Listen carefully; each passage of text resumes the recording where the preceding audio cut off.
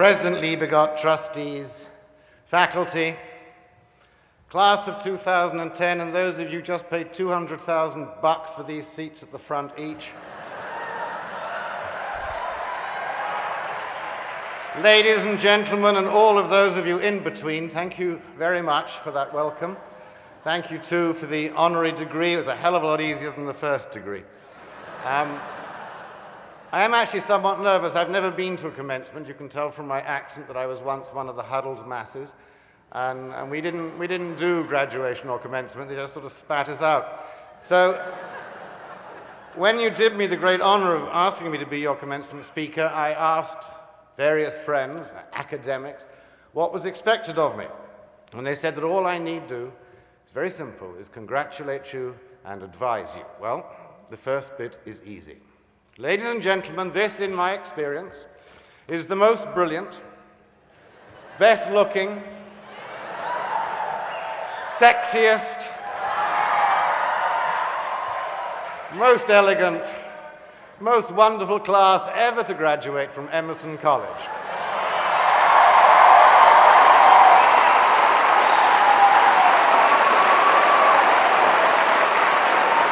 So, I know you all join me in congratulating them. I do congratulate you. Well done. Now, that was the easy bit, because I now have to give you advice. And I asked those same friends, and I said, okay, you all graduated, some of you a long time ago. What advice did you get at your graduation? 87% could not remember. They had absolutely no idea, which suggests my presence here is about as much use as an ashtray on a motorbike, but we have to push on, don't we? 20 years from now, some of you will be in this same hall, maybe watching your own sons or daughters graduate, and you're going to think, what did that guy say? You've no idea. But anyway, I thought to give you some useful advice, something really concrete, something that will keep you out of trouble, something that will really stand you in good stead. Never play poker with a man called Doc. It works. But my wife, who knows about these things, tells me that I have got to be slightly more useful than that. I've got to uplift you, she said, so I shall try. It's quite possible that one of this graduating class will fail. You'll become a politician.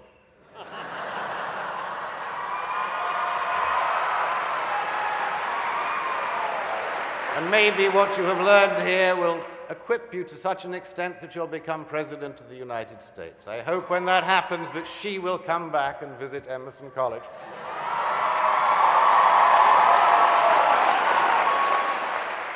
But even if she does, or whatever you do, whatever success you have, and I wish you all success, whatever dreams you have that come true, none of that is going to guarantee your happiness. Success doesn't guarantee happiness. Selling 37 million books does not guarantee happiness. It helps. Doesn't guarantee it. What will guarantee your happiness is for you to think for yourselves, to become decent, honorable people. And that's my second piece of advice, the one you're going to forget. Think for yourself. Think for a moment what people have believed in the past. Astrology was reckoned to control our fate. Some people still believe that. When I was a journalist, I had a very good friend who worked on a tabloid in London, and he had to do the daily horoscope. It's a very important job in many, many newspapers. And he also had to put in his expenses every month or so. Now, as some of you will learn, or maybe you've already learned, journalists' expenses are the highest form of fiction. They usually lead to great arguments, but luckily the man who actually had to pay out the money was an enormous, enormous fan of the horoscope. So every day that he had to put in his expenses, he would put under Scorpio, "This is not a day to clash with colleagues. Your life will go badly wrong if you get into an argument today." He became richer and richer. People thought astrology controlled our fates, and it does in that situation, but normally I don't think it does. In the 12th century, they thought that celery was poisonous. I think that may well be true, I'm not sure.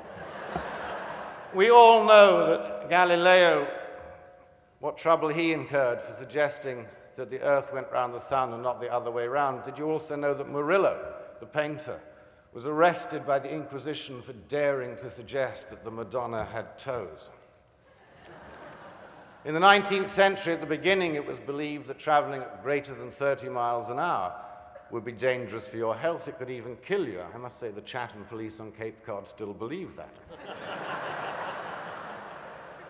Less than 100 years ago, a textbook that was widely used in colleges throughout the United States, and for all I know in Europe too.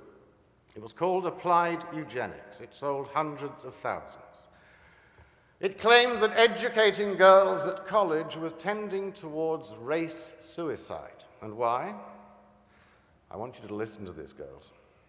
Many a college girl of the finest innate qualities, who sincerely desires to enter matrimony, is unable to find a husband of her own class simply because she has been rendered so cold and unattractive, so overstuffed intellectually and starved emotionally that a typical man does not desire to spend the rest of his life in her company.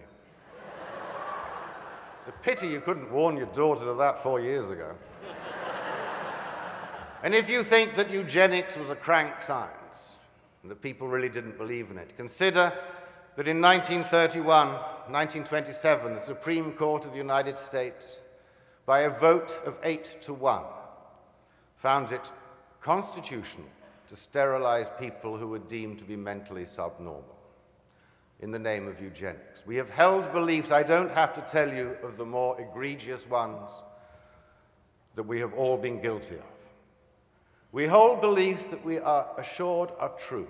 Your job is to challenge everything, to think for yourself. All those ideas and thousands more were preposterous, were reprehensible. They were not held because our ancestors were evil. Women were not burned as witches because men were intrinsically bad, but because man wanted to do good. Those ideas are the accepted ideas of their time, and all I'm trying to suggest to you is think for yourself. Think for yourself. I don't care what the opinion is, think it through. This college has equipped you, I hope, to think. If there is any purpose to education, it's not the facts and figures. It's not even the parties. It's not even waving to Emily. But hell, you should do that before you leave here. It is learning to think. I'm not saying you shouldn't listen to advice. You should listen to advice. Years ago, I was researching a novel in India. I needed to know how deep a river was. In all the history books, it just said that some men crossed the river. It didn't say how deep the river was, and it was important to know. And there was an island in the center of the river, and there were some crops in it. And I walked into the river to find out, and a voice behind me said, Sahib. And I was first astonished, because I didn't think people called you Sahib, but they do. And I ignored him, because I thought, well, I need to cross this river to find out how deep it is, and he thinks I'm going to trample on his crops. I assumed he was the farmer. And he doesn't want me to do that, but I need to find out how deep the river is, so I'm going to keep going. So I went a bit further, and the water was up to my knees, and he said, Sahib. And I thought, no, damn you, I am still going to cross this river. My readers need to know how deep this is. And he went, Sahib, and I thought, we were the occupying power. I want to cross this river. And he said, Sahib, crocodiles. I never did get across the river. Listen to advice, but think for yourself. There are horrible dangers out there. There are even lawyers waiting for you. Well done, all of you. Really well done. You've been to one of the great colleges in one of the most blessed states, in what is certainly the most blessed country in the world. You are well launched. I will leave you with this advice from somebody who knew how to give it. This above all, to thine own self be true, and it must follow, as the night the day, thou canst not then be false to any man. Farewell, my blessing, season thee in this. Thank you. Good luck.